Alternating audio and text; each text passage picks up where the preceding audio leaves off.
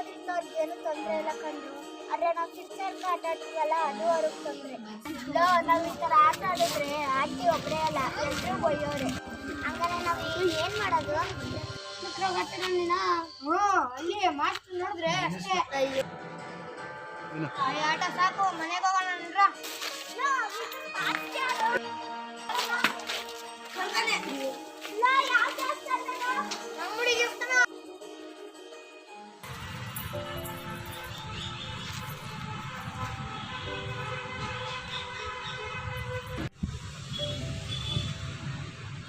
ನೋಡ್ಕೊಂಡೆ ನಾವು ಹುಟ್ಟಿದಲ್ಲ ಅರ್ಧದಲ್ಲೇ ಆಟ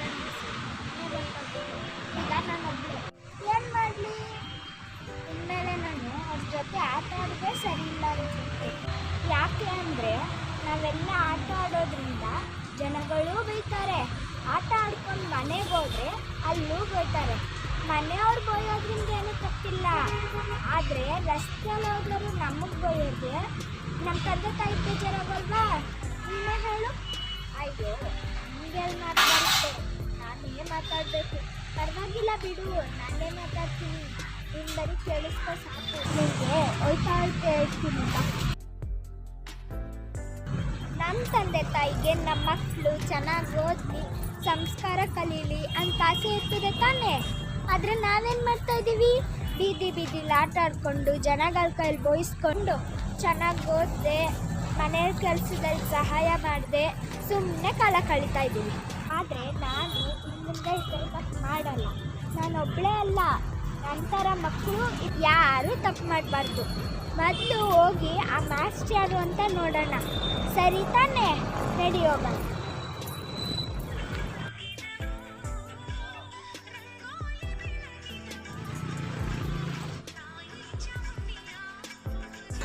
ಏನೇ ಧನು, ಚೆನ್ನಾಗಿದ್ಯಾ?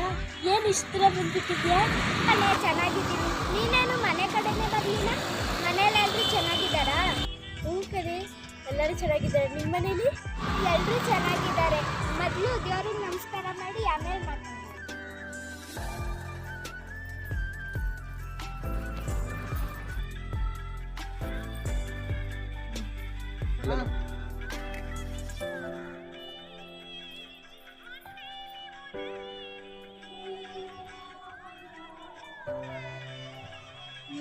ಏನು ಇರುತ್ತಿದ್ಯಾ? ಇಲ್ಲೊಬ್ಬ ಮಾಸ್ಟರ್ ಇದ್ರಲ್ಲ, ಅವರೆಲ್ಲಿ? ಓ, ಅವರಾ?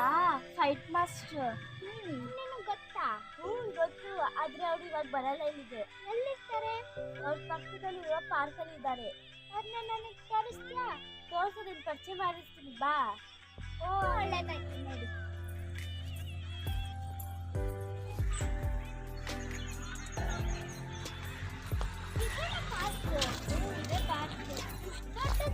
ಇನ್ನೂ ದೊಡ್ಡದು, ಬಾ ಮುಂದೆ ಹೋಗೋಣ.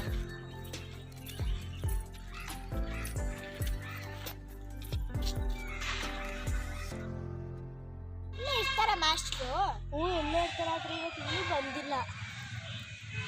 ಇನ್ನೇನೋ ಬರ್ಬೋದು, ಬಾ ಕುತ್ಕೊಳ್ಳೋಣ.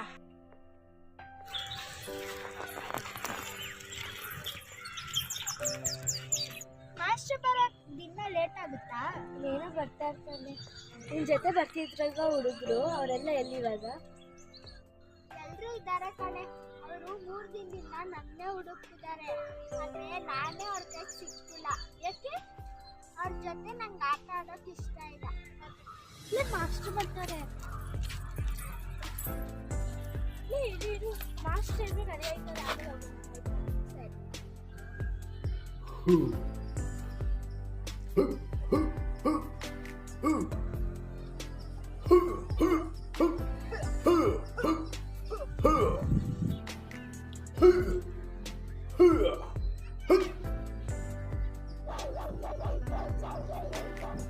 ಹೋಗೋಣ? ಆಯ್ತು. ನಮಸ್ಕಾರ ಮಾಸ್ಟರ್. ಓ, ಹೆಚ್ಚಿನ ನೀನು ಈ ಕಡೆ ಬಂದ್ಬಿಟ್ಟಿದ್ಯಾ? ನಿಮ್ಮನೆ ನೋಡಕ್ಕಂತ ಬಂದ್ವಿ ಮಾಸ್ಟರ್. ಯಾರು ಹೊಸ ಫ್ರೆಂಡು? ಏನು ವಿಷಯ? ಇವ್ ನನ್ನ ಫ್ರೆಂಡ್ ಧನು ಅಂತ. ಇವ್ ನಿಮ್ಮನ್ನ 2 ದಿನದಿಂದ ಹುಡುಕ್ತಾವಳೆ. ಹೌದಾ? ಯಾಕಂತೆ?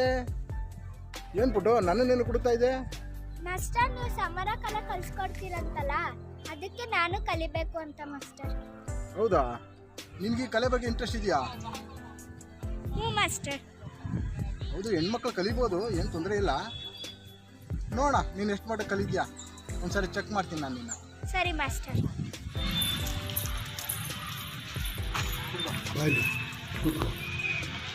ಮೊದಲು ಸಮರ ಕಲೆ ಬಗ್ಗೆ ಸ್ವಲ್ಪ ತಿಳ್ಕೋಬೇಕು.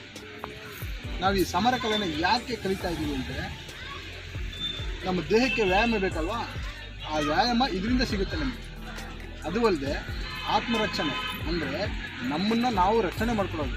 ಯಾರು ಕಿಡಿಗೇಡಿಗಳು ನಮಗೆ ತೊಂದರೆ ಕೊಟ್ಟಾಗ ಅವ್ರ ಕೈಯಿಂದ ತಪ್ಪಿಸ್ಕೊಳ್ಳೋಕ್ಕೆ ಇದು ನಮಗೆ ತುಂಬ ಸಹಾಯ ಮಾಡುತ್ತೆ. ಅದರಿಂದ ಈ ಸಮರ ಕಲೆ ಅನ್ನೋದನ್ನು ರಾಜ ಮಹಾರಾಜರ ಕಾಲದಿಂದಲೂ ಕಲ್ತ್ಕೊಂಡು ಬಂದಿದ್ದಾರೆ. ರಾಜ ಮಹಾರಾಜರು ಕೂಡ ಈ ಕಲೆ ಕಲ್ತೇನೆ ಅವರು ಯುದ್ಧ ಅಂತ ಮಾಡ್ತಾ ಇದ್ದಿದ್ದು. ಆವಾಗೆಲ್ಲ ಈ ಮದ್ದು ಗುಂಡು ಎಲ್ಲ ಇರಲಿಲ್ಲ. ಓಕೆನಾ? ಸರಿ, ಈಗ ಅಭ್ಯಾಸ ಮಾಡೋಣ. ಸರಿ ಬಾ. ನೋಡು, ಮೊದಲು ನಾನೇನು ಮಾಡ್ತೀನಿ ಅನ್ನೋದನ್ನ ನೋಡು, ಆಮೇಲೆ ನೀನು ಮಾಡೋಕ್ಕೆ ಟ್ರೈ ಮಾಡು. ಓಕೆನಾ?